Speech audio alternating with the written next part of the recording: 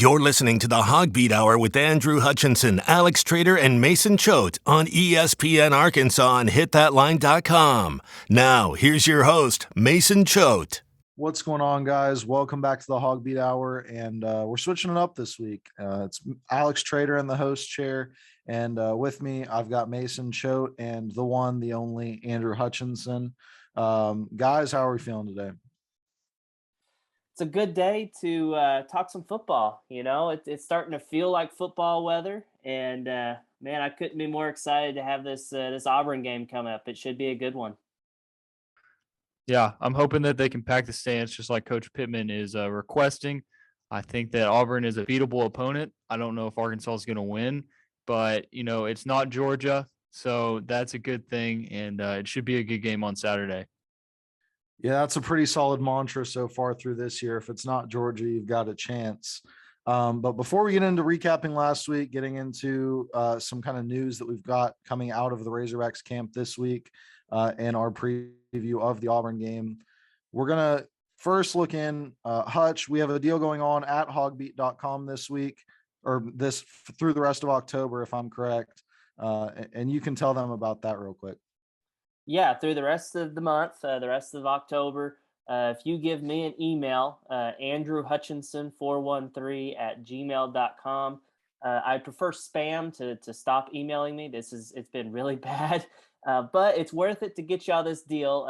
Email me from your student account if you are a student at any university, whether it be University of Arkansas, somewhere else in the state, somewhere else in the U.S. or internationally, whatever. As long as you've got a .edu email address, send me an email, tell me you want this deal, and I will hook you up with your first year of HawgBeat for just $11.95. That's usually about $100, but we're going to give it to you your first year for $11.95. It's a heck of a deal, so be sure to shoot me an email, andrewhutchinson413@gmail.com, and I will get you hooked up with that. Guys, it's 3 cents a day. It's absolutely worth it. I did the math. I double checked it. So you're getting all kinds of recruiting coverage from myself. You're getting premium access stuff from Hutch, as well as, you know, Mason's previews and everything else we've got going up at HawgBeat heading into basketball season. Last week was tough. For the first time this season, we're coming into this, and Arkansas is coming off back-to-back losses. It came down to a heartbreaker at the end. What do you guys think about the two-point conversion call, whether that be going for it in general or the play call that was given from Kendall Briles? Yeah, I'll start off. I mean, I feel like it was a no-brainer decision to go for two. One, Sam Pittman has proven that he's going to do that. I mean, we saw it last year in the Missouri game. It was successful. Although they did leave 40-something seconds on the clock, too much time for Missouri. This year, there was no time on the clock, and I feel like Sam Pittman thought, there's no way we're going to be able to stop this Ole Miss offense from going 25 yards in overtime, and much less if they get to, you know, third or whatever overtime when they start going the two-point conversions. He just felt like there's no way they could stop him. So they're like, hey, we're going to win this thing right here. The play call itself, I didn't hate it. You know, watching it live, I thought that it was maybe a bad call, but if you go back and watch the play, and after hearing what the options were, it was three options. You know, KJ could have thrown a little shovel pass to Dominique Johnson. He could have thrown a pass into the end zone, or he could have ran it himself. If Myron Cunningham had made a better block on the play and there weren't two people right in KJ's face, I feel like the play would have worked. I feel like the shovel pass was there. The lineman had it all blocked up, and Dominique, you know, being Dominique, it's going to take more than just one guy to bring him down. So I feel like they would have, if Myron had gotten that block, they would have gotten the two-point conversion, and we'd be talking about a win right now.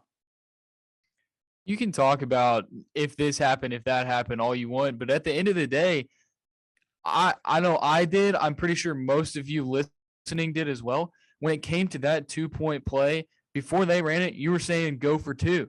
And if you were saying kick the field goal, then you're wrong, because you go for two in that situation. As Hutch said, the defense was not going to stop Ole Miss. So you go for two, and a team always has that play where it's this break glass in case of emergency play. That was their break glass in case of emergency play.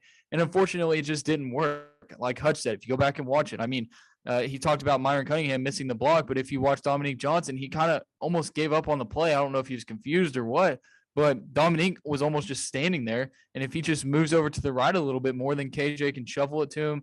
There's so many things of like, if this happens, if that happens, but it didn't. Arkansas lost, but it was the right call at the end of the day. And I mean, even KJ Jefferson said, they threw Arkansas a different package than Arkansas was expecting. So it didn't happen, but I think it was the right call. And I think probably 98% of people agree with that. Yeah, I am one of those 98%. And I was also saying, hey, you have to go for 2 here. You're on the road. It's been a hard fought game. You really probably already should have lost already. You got to put the fate of the game in your own hands and go out there and take it. It does kind of stink that this game's coming down to that one play, because it was a heck of a game. It was an instant classic looking back at it. And, there were also some other missed opportunities. You had the 2-point, but you also had a missed field goal from 50 where Ole Miss made theirs from 50. That's a 6-point swing. That's going to impact the game. And then you also had a couple of dropped interceptions on Matt Corral, where if the secondary is able to come up with them, it's holding points off the board. And in a 52-51 game, that's going to be important. This wasn't on the offense, though. Coming off of Georgia, there were concerns that, maybe the offense is stalling. Maybe Kendall Briles isn't necessarily giving the type of looks that we were expecting coming into the season. But the offense able to put up 50 points. The problem in this game was the defense. And Hutch, I kind of just want to hear a little bit about what you think is going wrong from your perspective. Yeah, pretty much everything. It was not a good defensive performance. I mean, you mentioned the dropped interceptions. Those would have completely changed the trajectory of the game. One of them came literally right before they kicked that 50-yard field goal that I don't know how Fouché didn't hang on to. I mean, it hit him right in the breadbasket. Jalen Catalan's was a little bit tougher on a deep shot. Plus, he's playing with a broken hand and a cast on there. So tough to reel that in. But, that's Jalen Catalan. We expect him to make those plays. That eventually led to a touchdown for Ole Miss, if I'm not mistaken. So that was a big thing. They struggled tackling. Sam Pittman called it their poorest day of tackling of the year. Pro Football Focus, I think, gave them 17 or 18 missed tackles, something like that. There were a lot. They could not get the running backs on the ground. I mean, they gave up 2 100-yard rushers, almost a third. Matt Corral finished with 94 yards rushing. That was bad. And then the busted coverage. I think we even talked about this last week on the show. There were times when Hudson Card and I think his name is Justin Tomlin for Georgia Southern, those guys had receivers open downfield.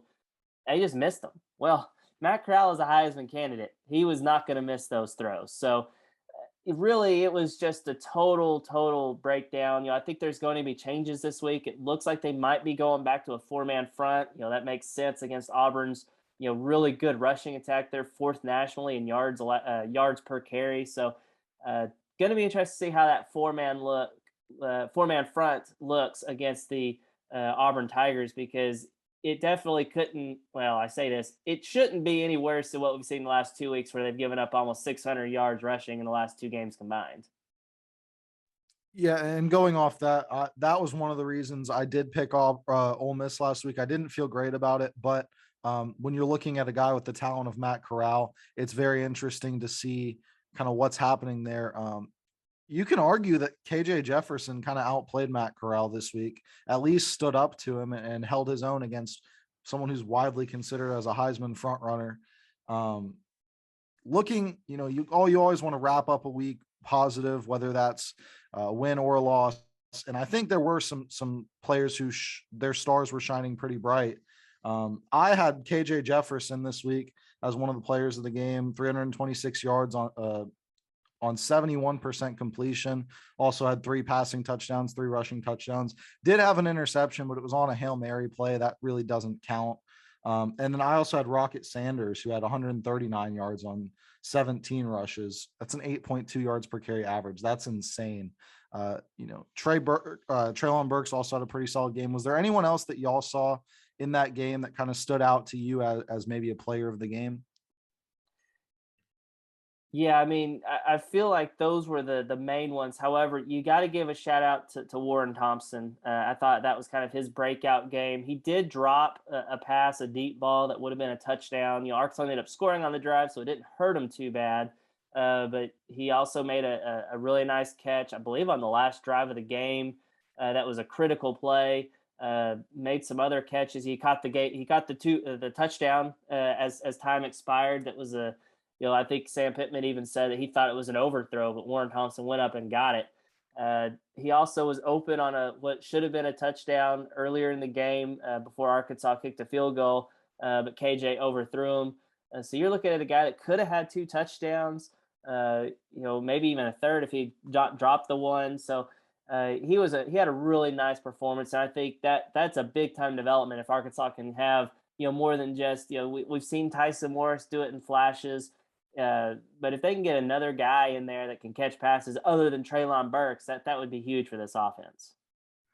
I look at the Arkansas offense kind of like the Kansas City Chiefs offense. And that's me being a Chiefs fan, but what they have is they have Tyreek Hill as the number 1 receiver. That's Treylon Burks for Arkansas. And then after that, every game, it's just like who's going to show up and be the number 2 receiver. And it's almost a different guy every time. So Hutch is talking about it was Warren Thompson against Ole Miss.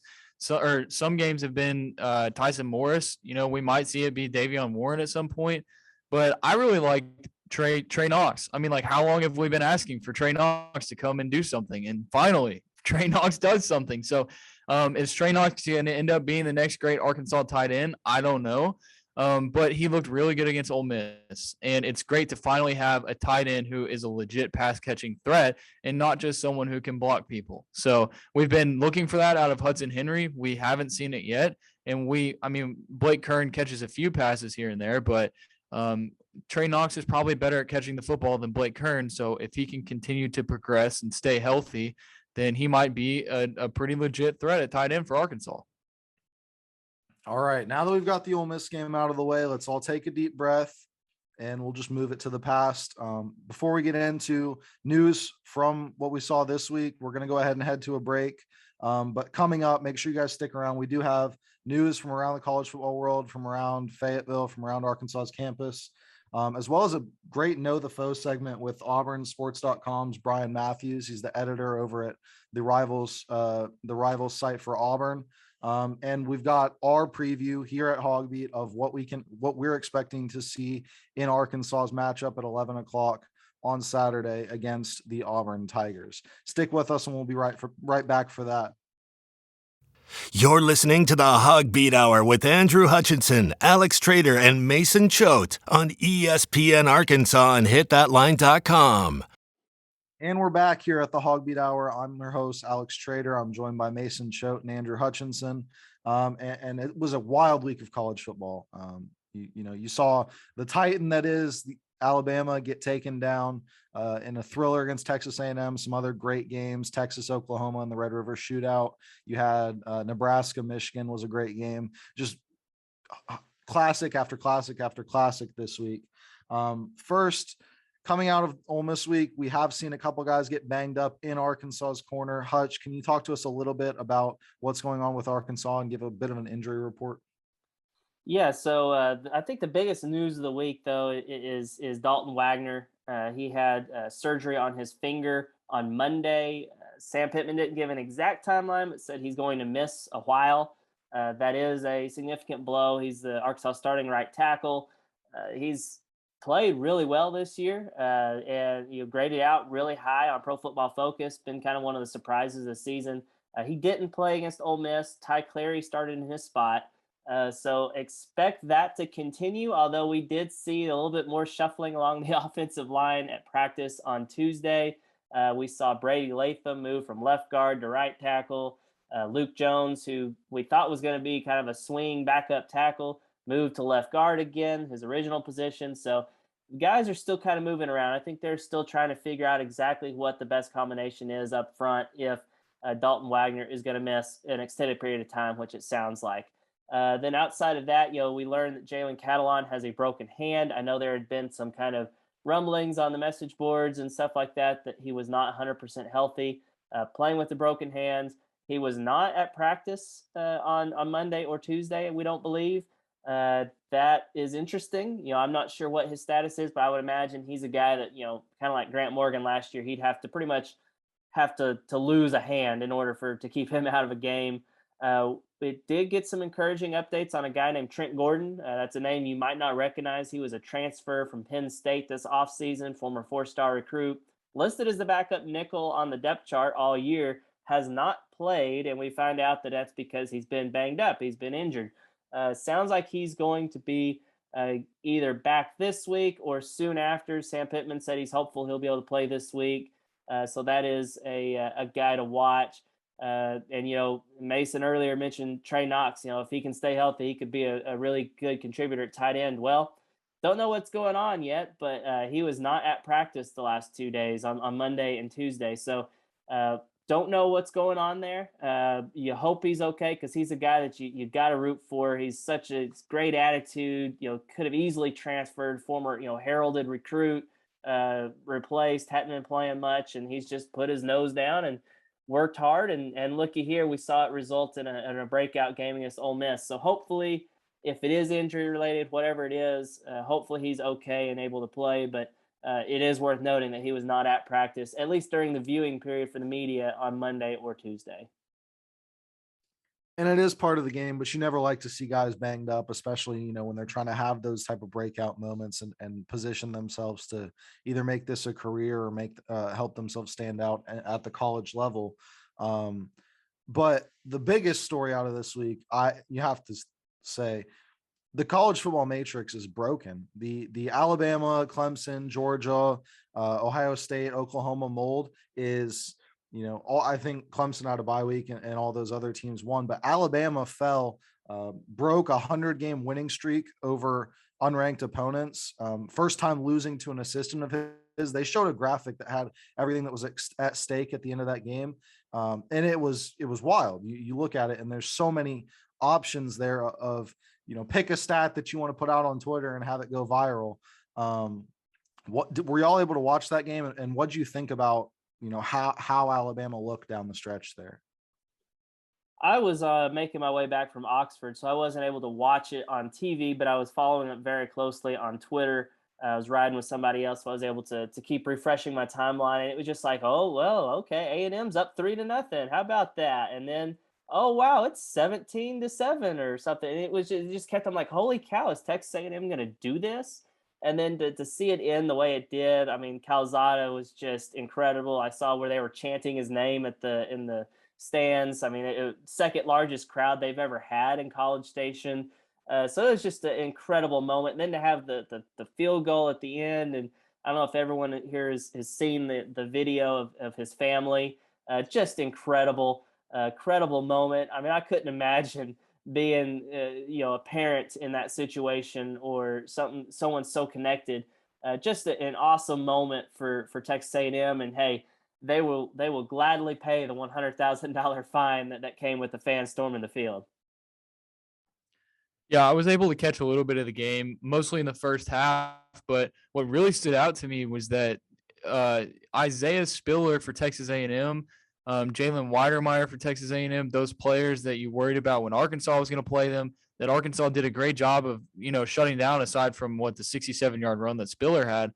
Bama, struggled against them. So it was just like really confusing. I was sitting on the couch with my wife watching the game, and I was like, I don't understand this, because Arkansas held this A&M team to 10 points, and then Ole Miss put up 52 points on Arkansas today. And she was like, I don't know what that means. And I was like, basically what it means is it's really confusing. But Texas A&M, are they good now? Is Alabama not as good as we thought? I don't know. But it just confuses me a little bit more, especially with the Arkansas defense at this point. Yeah, you've seen people talking about this is the 2007 season all over again. Complete chaos hasn't quite broken loose, but if you look at the top 10, like there's so many teams in there you weren't expecting to see in there. It's been insane. I do have a hypothetical, or maybe not a hypothetical, but a question I want to pose for y'all. If I was offering $100 bet right now, and you can either take Alabama to make the playoff or not, what are you doing? I'll start with you, Mason. I'm gonna take Alabama to make the playoff. I mean, who else are they gonna lose to? Aside from, I guess the only team they would lose to is Georgia in the SEC championship game. But realistically, are they going to put a 2-loss Alabama team in, or are they going to put maybe an undefeated Cincinnati team or a 1-loss, I don't know, a 1-loss Big Ten team not named Ohio State? But you have to think if Alabama has 1 or 2 losses and one of those losses is to Georgia, they're going to make it. You'd have to think they would make it, right? I don't know. I think in that scenario, because I think Georgia's better. I think Georgia is a better team. Maybe Alabama finds a way to put it all together, but I feel like Georgia will shut them down. That defense is incredible. So then you're looking at a 2-loss Alabama team, and I don't know. I think we would need more chaos to unfold. So right now, I think Alabama's on the outside looking in. I feel like you've got, assuming Cincinnati doesn't slip up, I think you've got to put Cincinnati in. You've got Georgia in my scenario. You've got, Oklahoma has yet to lose, but they've looked really shaky. But who knows what they look like if they make a quarterback change? Then, maybe the Big Ten champ, I think, is definitely going to get in. And they've got, I think, 5 teams in the top 10 right now. So, maybe we need to talk about the Big Ten possibly getting 2 teams in the playoff. Yeah, and I'm glad you mentioned that because I am absolutely taking Alabama to miss the playoff in this scenario. There's no chance they get in if they're a 2-loss team, and especially if they don't win the championship. If they slip up against someone else, I don't know who all they have remaining on their schedule, but say they lose to a top 10 Arkansas team. If they beat Georgia, you'd say there's maybe a chance, but I don't think they have any shot against Georgia. And I get that that's saying, oh, Nick Saban doesn't have a chance. They haven't looked like a very solid team in the 2 road games they've played this year. They almost lost to Florida, got saved by the similar situation, 2-point conversion. And then, you lose on the road to an unranked Texas A&M team that had been dog walked the previous 2 weeks against Arkansas and Mississippi State. It's just, I don't know what's going on in Alabama. They're used to being the top, maybe 1, 2, 3 team in the country. I think they're a little bit closer to that top 5, top 7 range this year. And I don't think that's necessarily an awful thing, but you're going to have ebbs and flows in college football. And I think going through that learning period with Bryce Young makes it a little bit tougher. But yeah, I think, a two Big Ten teams have a better chance than 2 SEC teams this year. And that's strange to say, but just looking at it conceptually, say a 1-loss Ohio State barely beats an undefeated Iowa in the championship game. You're looking there at, does Cincinnati get snubbed even though they're undefeated? I think it's very possible. And the committee has shown that they would be willing to do so. Moving away from Alabama, another playoff contender had some big news coming out of the Red River Shootout this week as projected number 1 overall pick, and he was kind of crowned the number 1 quarterback in college football preseason for whatever reason. Spencer Rattler was benched on Saturday against Texas after they fell down 28-7. Hutch, I know the Arkansas game was on at that same time, but what does Rattler being benched kind of mean for this Oklahoma team? Does it give them a new life with a guy like Caleb Williams coming in?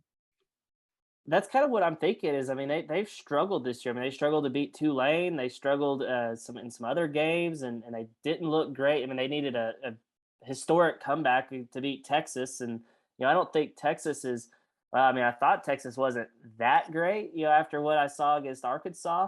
But, maybe Texas is a really good team. I don't know. But that could change the Oklahoma trajectory. And I think they needed some sort of new blood in there to kind of spark them. And we saw it, not quite this early in the season, but we saw it with Alabama a couple of years ago with Tua replacing Jalen Hurts. Maybe that happens. I know it was injury forced, but we saw what Ohio State did a few years ago when they had multiple injuries and they've got like their 3rd string quarterback leading them to a national championship. So really interesting. And I mean, just the fact that we're talking about all this craziness in college football. I mean, you brought up the 2007 season earlier. Was an incredible season. It's awesome. I think it's great. I mean, the whole Alabama, Clemson, Ohio State, Oklahoma Final Four, maybe with a Notre Dame sprinkled in there or something, that was getting kind of boring. Maybe if we start seeing a little bit more of this, maybe this is a trend. Maybe you see some teams like in Arkansas that is capable, if they, catch lightning in a bottle, can make a run to the college football playoff. I think that would be awesome. And I think if you're an Arkansas fan, you have to like it because Arkansas is not one of those traditional blue blood programs. You're one of those teams that's clawing to make a move like an Iowa or someone like that isn't typically the kind of team you pencil into the college football playoff conversation. Yeah, I wouldn't mind leaving maybe one of those four teams that you mentioned in the playoff discussion every year. But you did bring up two callbacks there that I think are perfect to transition us into the next topic. And that was 2007 season and lightning in a bottle. Of course, I'm talking about the LSU Tigers. They were the national champions in 2007, and Coach O got as lucky can be in 2019 to put together a team that could win a national championship. Now LSU off to a shaky start, losses. Kentucky, they lost to Auburn a couple weeks ago. Not looking good for the Tigers. Lost to UCLA to start the season. Coach O is squarely on the hot seat, and there's off the field stuff that's going on as well that might contribute to that. But on the field, at least, it looks like the players have kind of given up, and their best player, Kayshon Boutte, is out for an indefinite amount of time going forward this season. How hot do you think Coach O's seat is, and do you think we could be seeing an interim when Arkansas travels to the boot later on this season? Yeah, I think his seat's really, really hot because they didn't just lose against Kentucky. I mean, they got blown out. I think the final score ended up being like 42-21 and looking respectable, but it was kind of like the Texas game a couple of weeks ago for Arkansas. It was worse than the final score indicated. And you mentioned the injury. I mean, Derek Stingley's another one of their top players. He's been hurt. Who knows if he's going to come back? He may just say, hey, I'm going to go be a first-round draft pick. They may just mail it in, and I think that bodes well for Arkansas because if the team mails it in, you would imagine the fans mail it in. Suddenly, that trip to Death Valley is not as scary as you thought it was going to be. In mid-November when they visit there, so that would be huge because then you're looking at maybe another win for Arkansas. Maybe you're talking about an 8 or 9 win season for the Hogs, and LSU's down. Who knows who they would go hire, if they do move on from Coach O, but that's huge for the SEC West pecking order. And one, before we move off of college football around the country, one huge candidate for the LSU job per one of my favorite accounts on Twitter, Message Board Geniuses. LSU fans are wondering how much it would cost to buy out a certain Cincinnati quarterback's contract for him to come coach the LSU Tigers. At this point, you can't make up that kind of parody that you're seeing on that account. It's awesome. Every week, you're seeing people. They posted one of Miami fans asking how long you had to wait to hire John Gruden, and there's complete chaos every time a team loses. It's awesome. Alabama had fans calling for Nick Saban to be fired. Just you gotta love it. And when you're winning games, you're able to kind of take a step back and say, wow, look at these idiots. But then you a couple weeks removed, a couple losses in a row, and you're right back in that same situation they are. Moving off of college football, we've got some pretty big sporting events in the other Arkansas major sports. We've got the Hoops Red White game Sunday at Barnhill, which, Hutch, are you going to be there for that? Yep, I plan on being there like I was a couple of years ago for the Red White game. Really, really looking forward to seeing what the atmosphere is like in Barnhill. We got a taste of it a couple of years ago, but that was Eric Musselman's first season. I mean, there was excitement around a new coach, but now you've got the excitement surrounding an Elite 8 team and a team that's probably going to be preseason top 20, top 15, maybe top 10, like Arkansas, with a lot of new faces, a lot of really good players. Maybe we get Barnhill hopping a little bit. I'm really looking forward to that Sunday afternoon. And finally, for our news segment, Dave Van Horn, the Fall World Series. Can we get an update on what's going on there? And, if there's going to be anything else the rest of this week that people could go check out?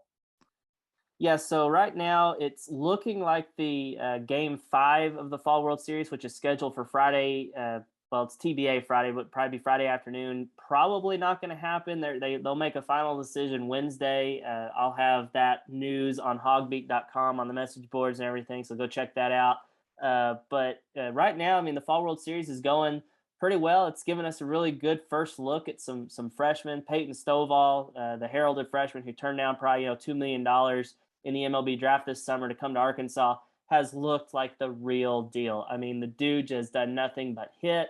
He's been, really patient in his at bats, not looking like a freshman. I had someone on the message board who is a big time baseball guy said that it reminded him of the first time he saw Heston Kjerstad in a fall scrimmage, and that's a pretty good comparison if you're Peyton Stovall. So I think he's going to be really good. I saw him; he hit a 411-foot home run to dead center when I was there on Monday watching the scrimmage. So he is a big time guy. And then there's other freshmen that have been playing well, newcomers that are playing well. Michael Turner, the transfer catcher, has been playing well. Hagen Smith had a really nice outing the other day on the mound. So lots of new faces for Arkansas fans to get familiar with on a really talented baseball team. All right, and that'll wrap up our In the News for this week. Make sure y'all do stick around though, because right after the break we have Know the Foe with Brian Matthews. He's the editor over at auburnsports.com. That's Auburn's site in the Rivals Network. Make sure you guys check that out. Hutch asked some great questions, gets some great insight into what we can expect for the Auburn game from an Auburn insider. So definitely worth listening to, and stay around after that, because we're going to be heading into our predictions and thoughts and taking a look at some key matchups for Arkansas when they take on Auburn Saturday at 11 a.m. In Donald W. Reynolds Razorback Stadium. You're listening to the HawgBeat Hour with Andrew Hutchinson, Alex Trader, and Mason Choate on ESPN Arkansas and HitThatLine.com. Hey everybody, I'm Andrew Hutchinson, the managing editor of HawgBeat.com, your Arkansas site in the Rivals Network. After a 4-0 start, the Hogs have lost their last two games, with the most recent coming in heartbreaking fashion at Ole Miss. But they're finally back in Fayetteville this week, ready to face an Auburn team that's unranked, but just outside of the top 25 receiving votes. But with that, it's time to once again go behind enemy lines for some insider perspective on this upcoming game. Brian Matthews is the senior editor at auburnsports.com, the Auburn site in the Rivals Network. He does a great job of covering the Tigers and was kind enough to give us some time today. Brian, I really appreciate you joining us. How are you? I'm good, and I'm not your enemy, Andrew, but we are both enemies of Alabama, right? Exactly. So let's kind of start off a little bit broad. How would you characterize, the Auburn season at the halfway point of 2021? Been kind of a roller coaster. I think it's going to be that way probably the rest of the way. Got off to a nice start against some, outman teams. Played well at Penn State, but Penn State ultimately came through in the fourth quarter. Had a really big scare against Georgia State. Nearly lost that game. They had to get the backup quarterback, TJ Finley, to come off the bench to complete a fourth down pass to win that game. And then, they got a big win in LSU. For those that don't know, that's the first time Auburn's won at LSU since 1999. So they broke a 22-year streak. And that really set them off into SEC play. And Georgia beat them pretty good, 34-10 at home last Saturday. But Georgia may be the best team in the country, so that's not surprising. I think Auburn, Arkansas, I look at the matchup. I think it's pretty even and should be a pretty exciting game and should be a fourth quarter game. So I'm looking forward to it. Yeah, you kind of mentioned it there. I mean, the Tigers ran into a buzzsaw that is Georgia last week. Arkansas experienced that a couple of weeks ago. How did Auburn come out of that game from an injury perspective, and how do you think the team's mindset is, coming off a tough game and heading into, as you said, a pretty tough game this weekend? Well, they got kind of lucky against Georgia, no major injuries, and that's a big Georgia team that can knock guys around, right? So that's kind of surprising they came out that way. They do have a major injury that's been ongoing last 3 weeks now, and that's Owen Popo. They're one of their two permanent captains. He's a starting linebacker, an NFL guy certainly after this year probably, but he's been battling an injury that's kept him out. He's been close to playing, so I think he'll probably be back this week, but that'll be one to watch closely. Really, preseason warmups, we won't know until then for sure. And diving into more of that personnel, you mentioned TJ Finley coming off the bench against Georgia State, but I mean, everyone knows Bo Nix. He's been kind of the guy for a few years now. How has his season gone, and what does he do well, and what does he maybe still struggle with? Well, he is a playmaker, right? When things break down, he can still make plays. And if you've seen the highlights from Auburn LSU, yeah, you've seen that before. He can be a little erratic with his accuracy at times, but the biggest thing that's really kept him from developing into, being the type of quarterback you expect for a five-star Rivals quarterback. He's had a rough offensive line for the last couple of years, as far as pass protection, and then his receiver this year already have, I think it's 22 drops in 6 games. They had 19 all of last year. I think it was 11 games. So that's been a big issue. They had 7 or 8 drops against Georgia. They don't have a number 1 receiver. I don't think they have a number 2 receiver. So that's really an area that Auburn is struggling to get consistent production from. They are using the tight ends and running backs a lot more in the passing game, and they've got some good ones there. And I would expect them to continue to try to do that at Arkansas. And I mean, the run game, looks like there's kind of a two-headed monster. Everyone knew about Tank Bigsby coming into the season, but it looks like Jarquez Hunter's having a really good year as well. What's kind of the scouting report on the Tigers' run game? Well, Tank Bigsby is one of the best running backs in the country. He got off to a really good start, 100 yards, more than 100 yards in the first 3 games. But since then, Auburn's fallen behind. And it's forced them to throw more than they wanted to. They have not established the running game in the last 3. They went back to it against LSU in the fourth quarter, and it worked. Jarquez Hunter had about a 40-yard run to set up that last score there, which was really big. But that's been an area that they need to get back to, because I don't think their offense functions really well if they're not a run play action type team. That's what Harsin and Mike Bobo want to do. That's how they're built, or that's how they're tried to be built. They're not necessarily that good at it on the offensive line, but you look at what Arkansas has done run defense wise the last couple of weeks. I think that's an area that Auburn's really going to try to take advantage of. We'll see if it works or not. And last week, Arkansas marched up and down the field against an Ole Miss defense that probably improved, but still not great. I think most people think that they're going to be facing a much tougher challenge this weekend in Auburn. What kind of unit does the Auburn have on that side of the ball? Pretty tough front 7, especially against the run. They held Georgia, I think it was under 40 yards or around 40 yards in the first half.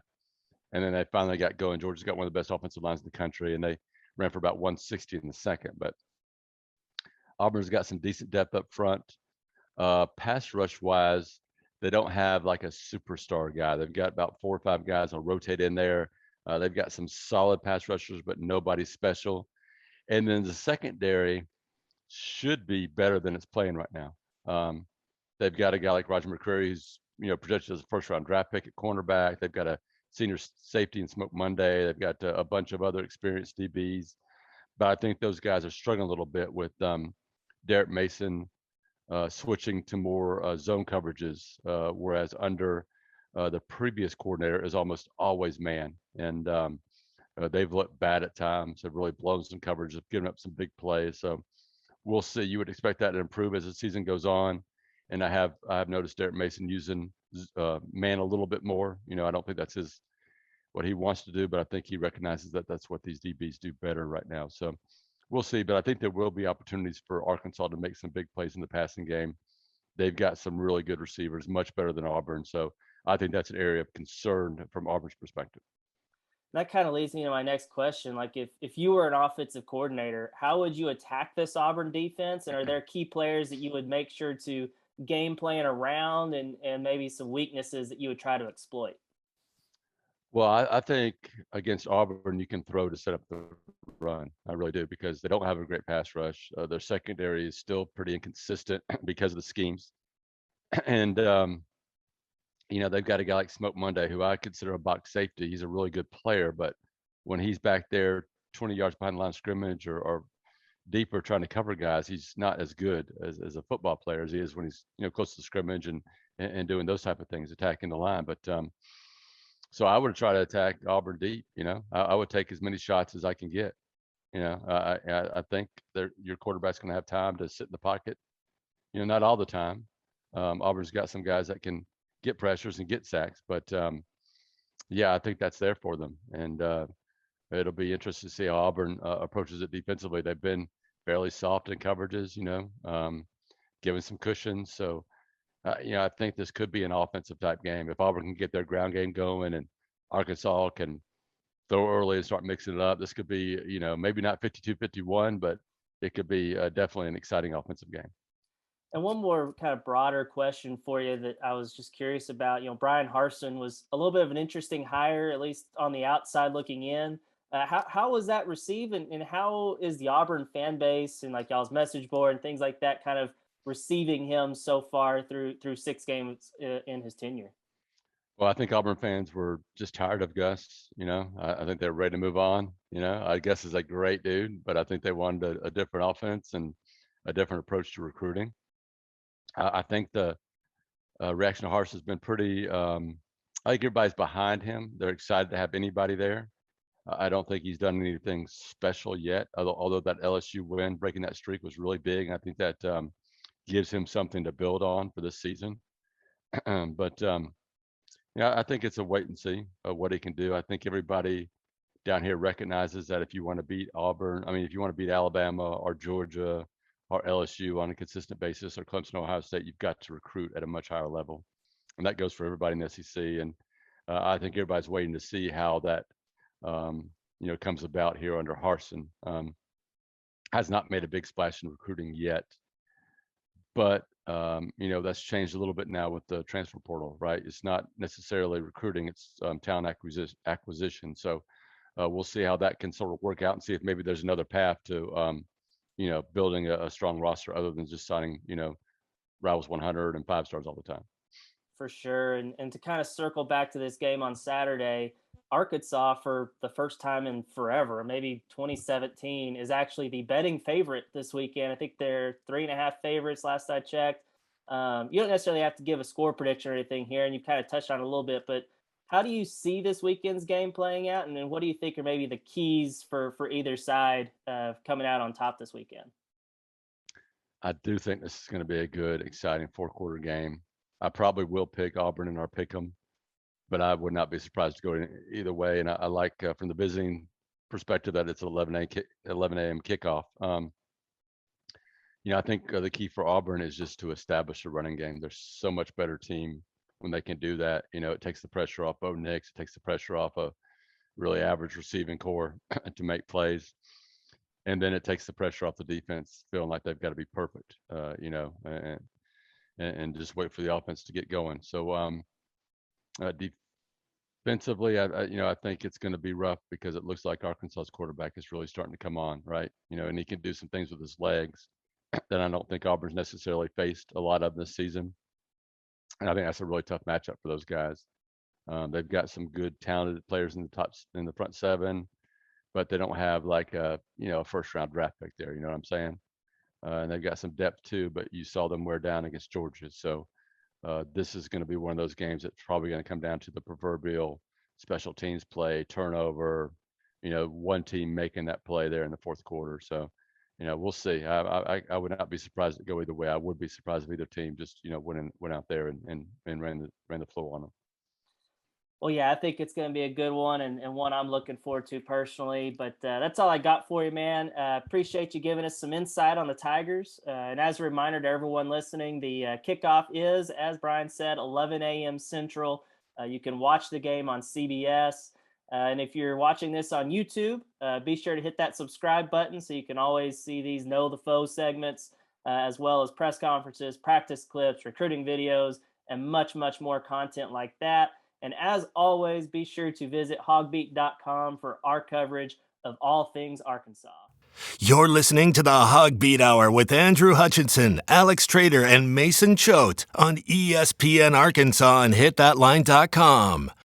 And we're back here at the HawgBeat Hour. I'm your host, Alex Trader, joined by Andrew Hutchinson and Mason Choate.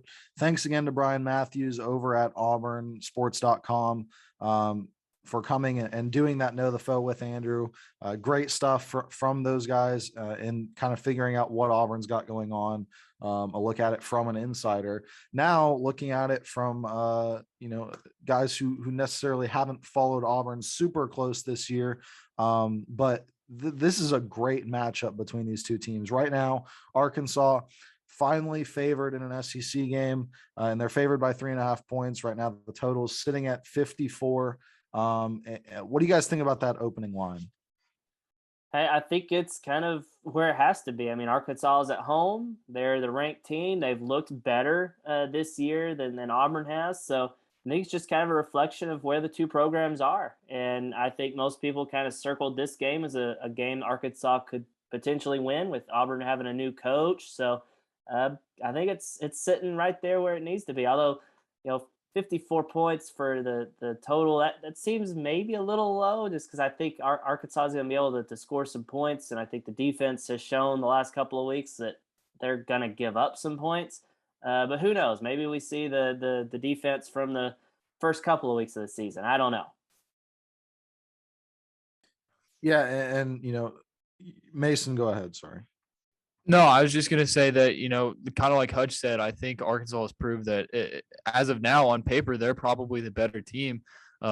Offensively, Arkansas has shown that they can score points. They showed last week, but also defensively, they showed that they're going to give up points. So I think everything's right about where it needs to be going into the game.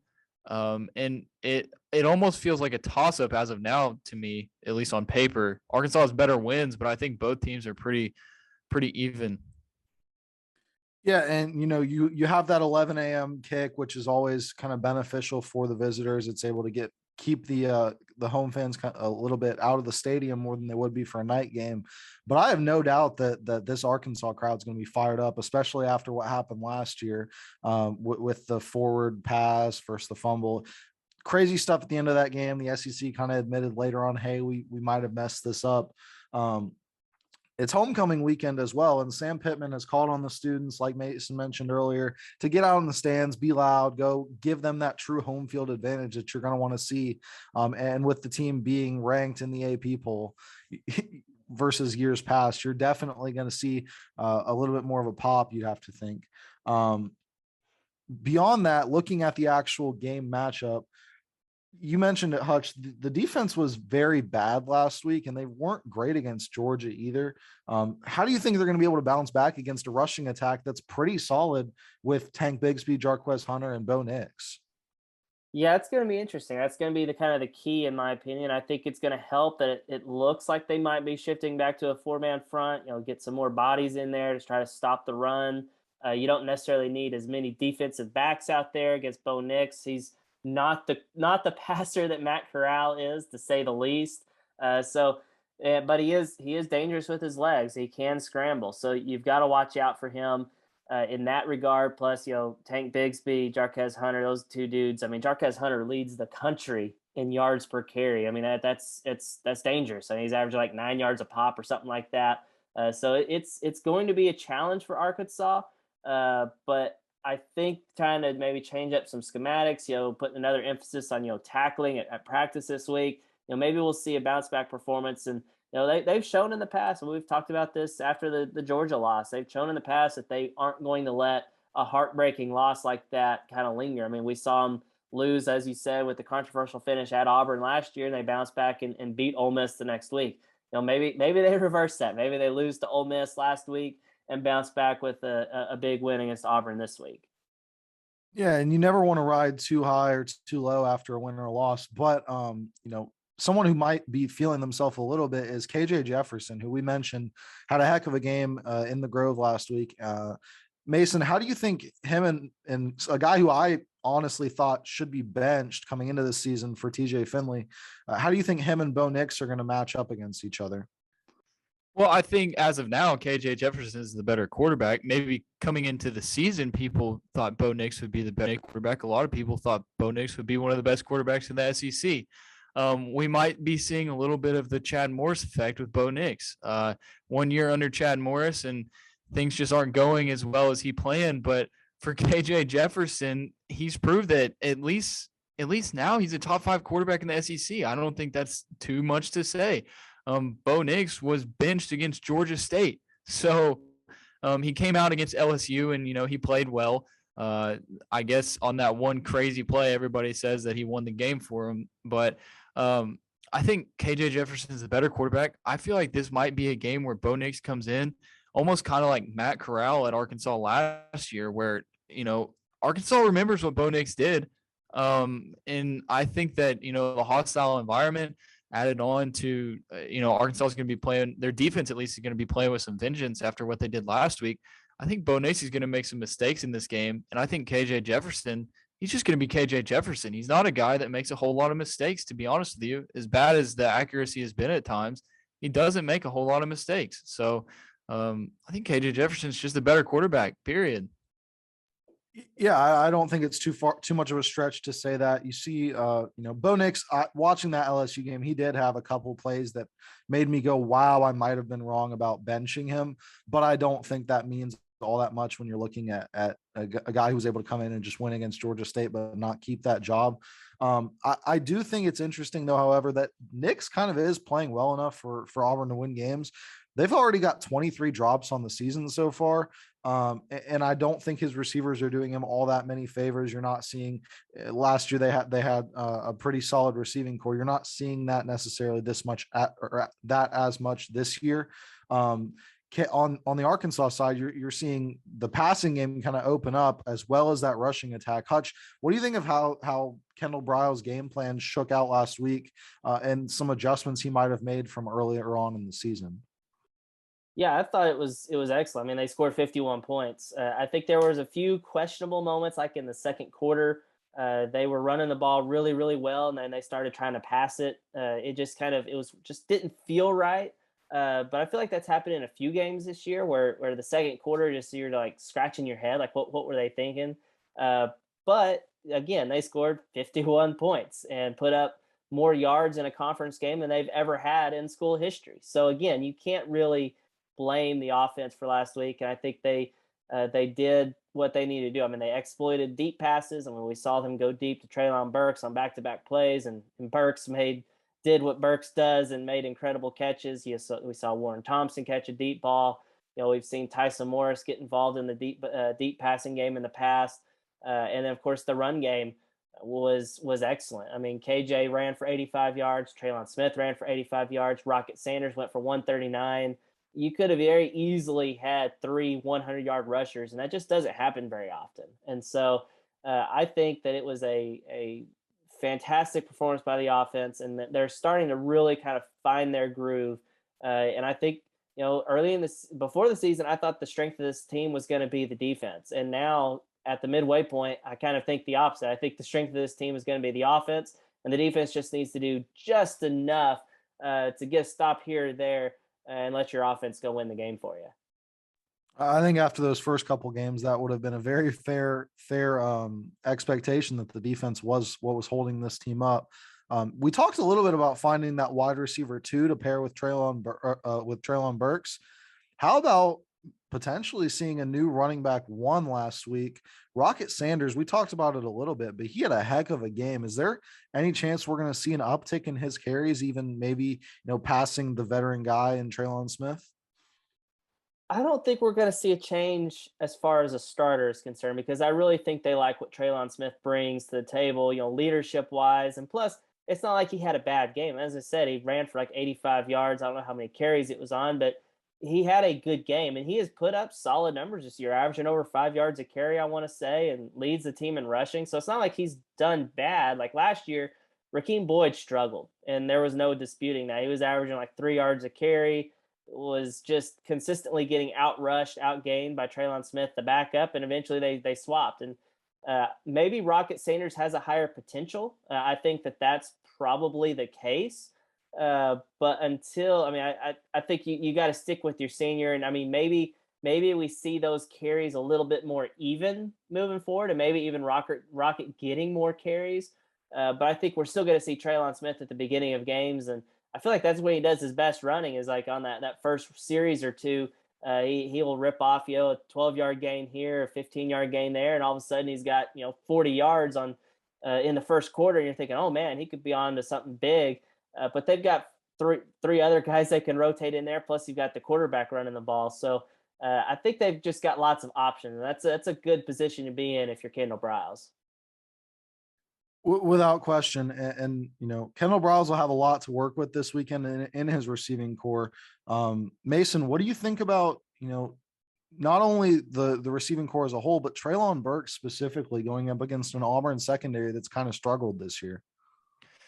Yeah, I mean, the thing about Traylon Burks is he's going to do really good against anybody not named Georgia. I said that earlier, but it's like they didn't take a whole lot of shots to him against Georgia, and I think that it's Traylon Burks at the end of the day. He's going to get his touches. They're going to throw the ball to him. He's going to have plays where he gets open. It doesn't matter who the secondary is. So it's really not a question of Traylon Burks, how he's going to do against the Auburn secondary. It's more of a question of like, how much attention is he going to take away to open up more opportunities for other guys? Like we saw Warren Thompson last week. Can Warren Thompson emerge as the number 2 guy? We wanted Tyson Morris to do it earlier in the year, but he couldn't. And so, or not yet. I mean, anybody could at this point, but I think Warren Thompson, a lot of people talk about him. Pittman seems to like him a lot. I think he could be a really good guy. There's a reason he was at Florida State. Florida State isn't a place where they just recruit crappy players. So I think Arkansas is going to have some better pass catching threats this week, especially against a down Auburn secondary, like you said. Yeah, and just adding to that, Auburn has gone against some pretty brutal teams. I mean, you've gone against an FCS team in Alcorn State, and then what is also basically an FCS team in Auburn, or in Akron, excuse me. And they really haven't shown much in the secondary, even playing with that extreme lead. Just 13 pass breakups in 2021. That ranks them at 105th in the country. And they've also been giving up explosive plays like Oprah. I mean, 8 of 30 plus, which is 61st in the country. And then they've also given up 5 plays of 40 plus thus far in the season. That's 85th in the country. It's a secondary that's prone to being hit over the top and hit for big yards. And where have we seen Arkansas really succeed in scoring against those top level teams? It's been through the air and on those big chunk plays. I think that's a huge matchup that's going to be worth taking a look at for Arkansas. One last note before we get into our predictions and thoughts. These two teams do have a common opponent, just one, and we're in that point in the season where you're looking at transitive property stuff. Both these teams lost to Georgia, Arkansas by 37-0 in Athens, but Auburn 34-10 at home. Do you guys think that those losses are going to have any indicator in what we're going to see from this game? I don't think so. I mean, the Georgia game for Arkansas was just a total. It was just bad from the start, and I think they just kind of snowballed on them. The rowdy crowd, 93,000 screaming fans, even though it was an early start, I think really impacted them. We saw that with all the false starts, and Auburn did get to play at home. That helps. It is a rivalry game, so they probably got up a little bit for that as well.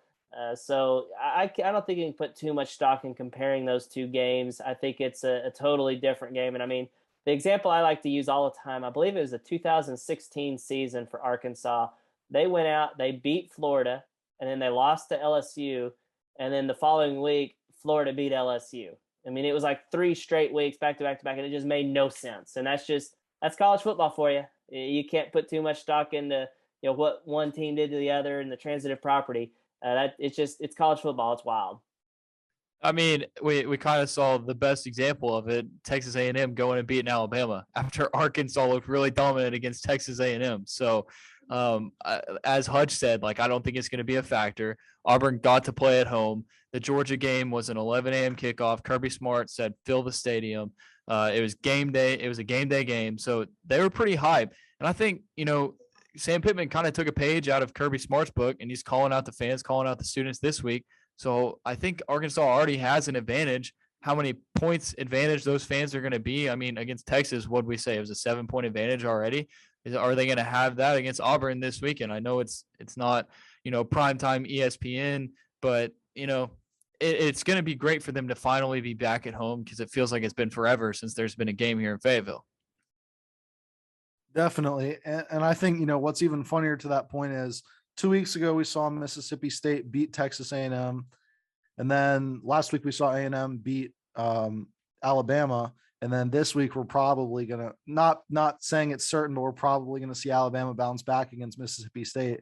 So the transitive property, it is interesting to look at if there's no ties or if there's no true head-to-head, but you're going to kind of find out who's real and who's fake based on that. There are flukes that happen. That's why it's such a great sport. Moving into our predictions, we've been, pretty close the last couple, actually throughout the whole season. I think we've had a pretty decent feel on what the team's been able to go out and look like. I was a little bit off last week with the under. That was not even close. It was missed by about 40 points. Mason, I want to start with you. Just some thoughts on the game. I know we're going to be saving our score predictions for the site. It'll be up Saturday morning or Friday night over at HawgBeat.com. So if you want to see our score prediction and then a paragraph or two about why we think that's going to happen, make sure you guys go check that out over on the site. It's great stuff. And also you have to laugh at us if we're wrong. So Mason, go ahead with your kind of breakdown of this game. Yeah, before I start, Alex, I just want to point out the fact that you just didn't mention that you picked Arkansas to beat Georgia. So that didn't happen either. I also picked Ole Miss to beat Arkansas, which almost was wrong on that one too, but we'll even the score there. Okay, you made up for it. That's fine. I think that, I kind of said it before we started recording. I think Arkansas is going to win this game pretty easily. I don't know how comfortable I am in saying that because I also felt like they were going to beat Ole Miss last weekend. I do think Arkansas was probably the better team on the field last weekend, to be honest with you. But I think they're going to be the better team on the field this weekend. I think offensively, they found their groove. Defensively, Hutch kind of mentioned it earlier. They just have to do enough to win the game. And I think that they'll be able to do that as long as they are healthy. Like Hutch said, Jalen Catalan hasn't been at practice. If Jalen Catalan's not on the field this Saturday, that's a pretty big deal because that's one of your top defensive players. So, but I still think Arkansas wins the game. I don't have a score prediction now, but I feel like it's going to be at least by a touchdown. Hutch, we'll slide on over to you. Yeah, I mean, I feel like the fact that it is at home gives them a massive advantage. And I feel like Arkansas is going to win. And the thing that I'm kind of struggling with right now is how much they win by. I did pick Arkansas to rather handedly beat Texas A&M. I think I picked that game 24-10 and it ended up being 20-10. I'm starting to think that Arkansas might win this game by multiple possessions, especially when you factor in, if the home crowd is worth 7 points, like what Mason was saying, then maybe, add another 7 because I just think Arkansas is 7 points better than Auburn. Maybe you're looking at a 14-point win or something like that, or maybe even a 17-point win. It's scary to talk like that because generally that's when Arkansas will be like, oh, nope, we're gonna go lay an egg. But it just feels different with Sam Pittman at the helm. It feels like he's not going to let his team go lay an egg. They're at least going to be competitive, and this is a game they should win. So I think they're going to go out there and throw in the fact the way last year's game ended against Auburn, and they're going to want to try to make this game, put it away so it's not in the hands of an official at the end of the game, because I think we all know officiating is going to go in favor of Auburn because we've seen it numerous times just since the start of last year. It's unreal. I've never seen a team get so many beneficial calls. So Arkansas is going to want to put it away and make sure they don't leave it in the hands of the Zebras. Hutch, you're wrong. You're wrong because Bo Nix said that they don't get the calls. So Bo Nix is right. Bo Nix definitely never gets the calls. He's never gotten a call in his favor, right? Am I right by saying that? Oh my gosh. I mean, the Kentucky game last year where they had like a guy that clearly scored and they took it off the board, that could have changed that game. The Arkansas game last year, the Georgia State game, they had to have a call go their way to help them in that game. So, oh my goodness, it's unreal. But yeah, you got to beat. It's I don't know how many officials are on the field at the same time, 5, 6, something like that. It's not 11 on 11 when you're playing Auburn. We've got 7 points. We've got 14 points. Why don't we jump it up to 20 plus? I think Arkansas, like Mason said, was the better team last week. You had them on the road. You had the worst defensive performance I've seen so far this season, maybe dating back to last season as well. This is going to be an Arkansas team that comes out fired up. They feel they got robbed last year because they got robbed last year. They should have won this game. They did win this game last year. They were on the road. Arkansas has gotten better since last year, and Auburn has, to be quite frank, gotten worse. They don't have the same horses that they had last year. I think, it might start out slow, but I think, with this poorly as Arkansas's defense played last week, I think they have to show a little bit of pushback. They aren't going to be world beaters by any means, but maybe hold Auburn below that 20-point mark, go ahead and get themselves 30 to 40 points. I think that's a pretty fair take on the game. Auburn even against non-FCS or FCS-like teams, they're 22 points per game on offense. That's not great. That's not amazing. It's going to be, maybe, like I said, maybe close at first, but you're going to see Arkansas kind of run away with this one late, especially as the fans start to get fired up, start to get, it's homecoming. It's going to be a big crowd. I wouldn't be surprised to see Arkansas win this game by 20 plus points. And I do think that the over, like Hutch mentioned earlier, 54 seems kind of low for this game. Generally, if something seems low, it probably is right, but I'm going to take the bait and I'll go with 54 or over 54. And I think Arkansas will easily cover the 3.5, as I think the rest of y'all did as well. Before we get out of here, I do want to mention again that we do have a deal going on over at HawgBeat.com. It's 12 months of coverage, usually $100 value for just $11.95, not even $12. You're paying about 3 cents a day. It's a fantastic deal. You're able to check out all my recruiting content, all Hutch's VIP content, all Mason's VIP content. Gets a look on the boards. Mess around with the guys on the boards. They're a great time. They don't ever overreact to anything. We have fun over at HawgBeat, and the boards are a great time. So for 3 cents a day, it's definitely worth it. Make sure you DM Hutch at Andrew Hutchinson 413@gmail.com with your .edu email address to take advantage of this deal, and make sure you guys do that before the end of October, because the deal is going to expire. It doesn't come around very often. You're not going to see a value this good that often. So make sure you guys do that. With that being said, this has been the HawgBeat Hour. I'm Alex Trader. That's Andrew Hutchinson, and that's Mason Choate, and we will see you guys next week.